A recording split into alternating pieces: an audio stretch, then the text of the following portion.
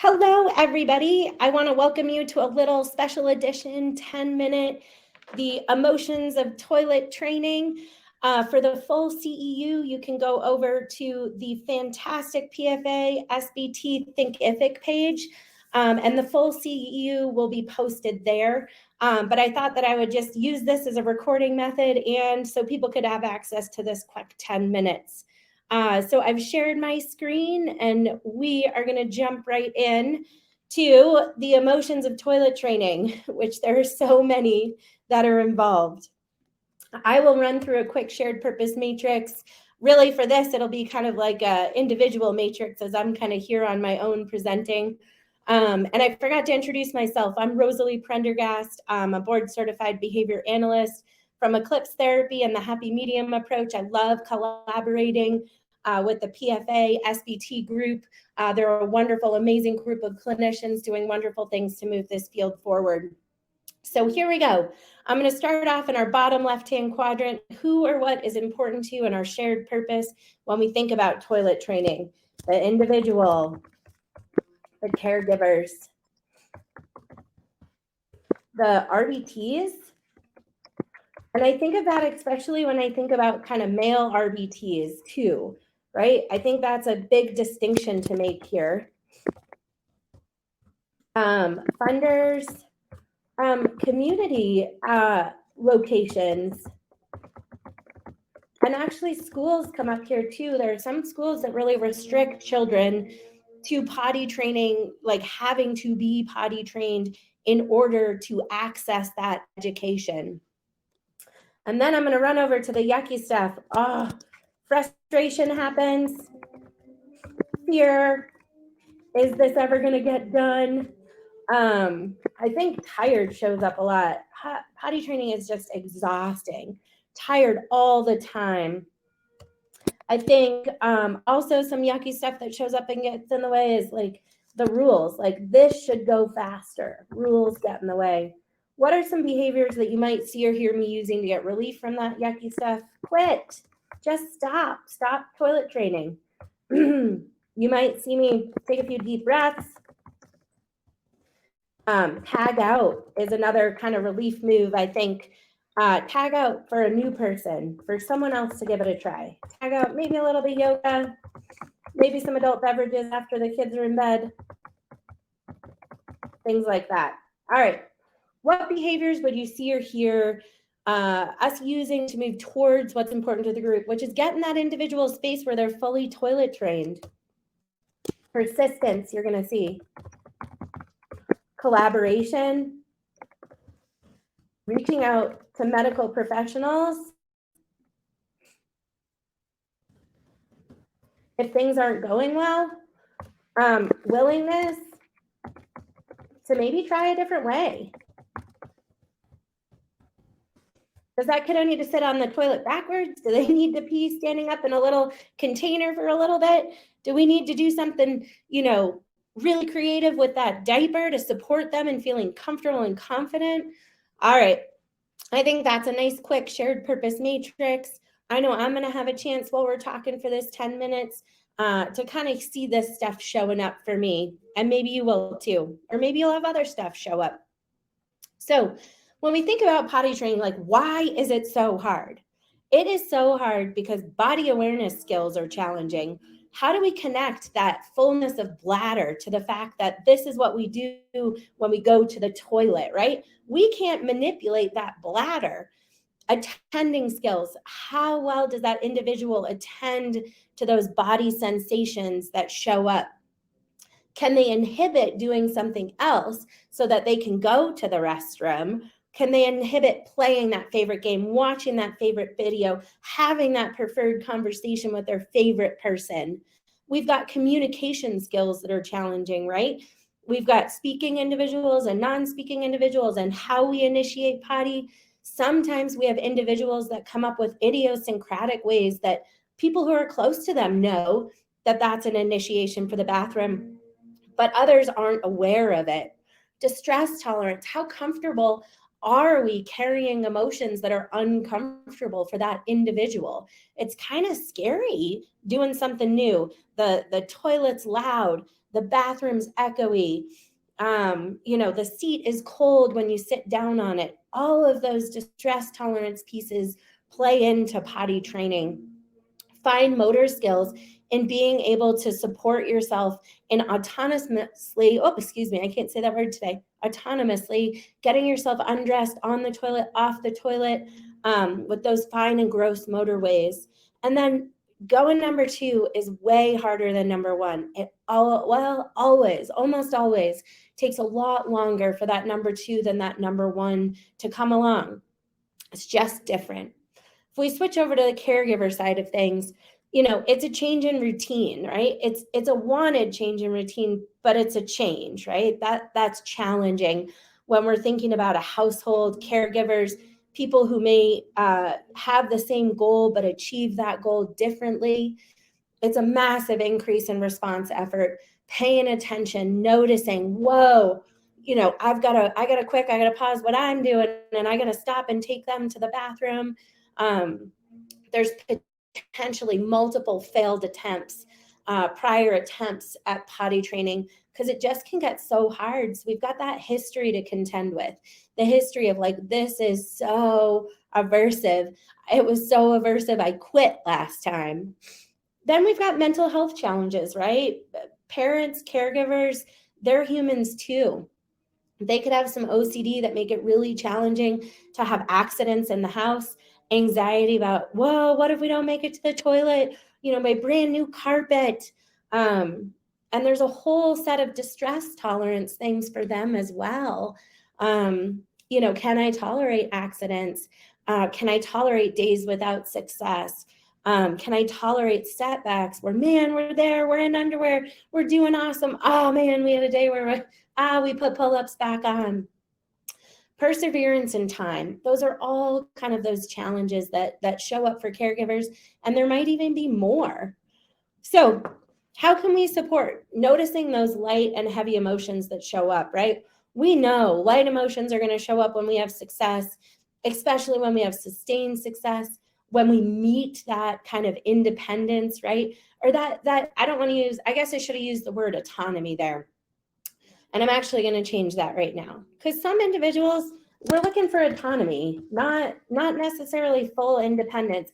How can they be successful with supports that we can put in place? An example of that, I had an individual who was rolling toilet paper to wipe and clogging up the toilet. So just every day, mom goes in there and puts, little packets of toilet paper as a support for that individual, which I think is super helpful for them. We know heavy emotions are going to show up when we have accidents, when we have messes, when it's taken forever, right? Especially for number 2, we've got a learner who, that fear response of sitting on the toilet, to eliminate that number 2 is huge. And escape is much more important than any reinforcer that we could possibly put in place. And it's taken forever to support that individual in being confident and comfortable in releasing their bowels into the toilet rather than into a diaper. So those are the things we know. So how can we support parents in caring, or caregivers, any school staff, RBTs, carrying the heavy emotions to success for both, right? Both that individual and caregiver, right? We've done our check. We make sure that the individual's ready for potty training. We've made sure that this is something that they want to. This is a goal for them. We've balanced that out if it's a caregiver goal, but the individual isn't quite ready yet. We've got to set that realistic picture, right? Like right off the bat. We're not going to just have a party this weekend and be all done, right? This could take some time. Are you ready to commit that time? What might show up for you knowing that this could take a really long time? Let's investigate that for a little bit and put some things in place around that. Talk about what to do when accidents happen for both the individual and the caregiver, right? These are individual, toilet training programs, right? Some individuals are going to do things differently after they've had an accident versus whatnot. And from my perspective, keeping it as light as possible. Hey, we're all humans. We all make mistakes. It's going to happen. Supporting that individual and maintaining motivation to try, supporting that caregiver in creating that environment of support and motivation when the tendency is to express those very heavy emotions that then might translate to the individual and diminish our motivation a little bit. Support them in gaining some self-compassion, right? If you forget, that's okay. That happens. Child has an accident or the individual has an accident. That happens. It's going to happen. We know that. So set ourselves up. That is going to turn into a yes sometimes. And if you have a day that you go back to diapers because you need a break, that happened. Maybe you got a babysitter that doesn't follow the plan. Have a little bit of self-compassion. We know that those mistakes are going to happen. We're human. We're not perfect. We can't follow a protocol to a T when you're doing it 24/7.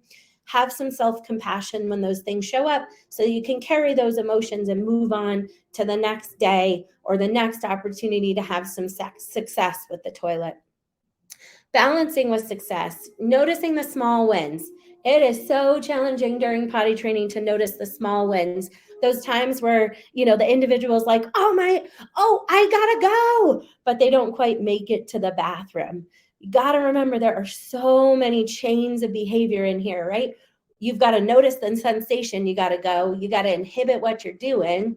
You gotta let somebody know you need to go to the bathroom. You gotta get your pants off. You got to get on the toilet or stand in front of the toilet. You've got to eliminate in the toilet. You got to flush the toilet. You got to get up, get your pants back on, your underwear back on, your pants back on. Got to get to the sink, turn on the water, get your hands wet, wash with some soap. I mean, that's a massive chain of behaviors. Take the small wins. What part of that chain did we do an awesome job with? And see if we can focus our attention on that. Get flexible, right? We know we're going to do things differently, right? I said earlier, I think sit backwards on the toilet, stand while eliminating. If our favorite place to go to the bathroom is behind the couch, figure out how do we get a spot behind the couch to go to the bathroom? Do we need the lights off? Do we need the water running? Do we need mom rather than dad in the initial on the initial steps?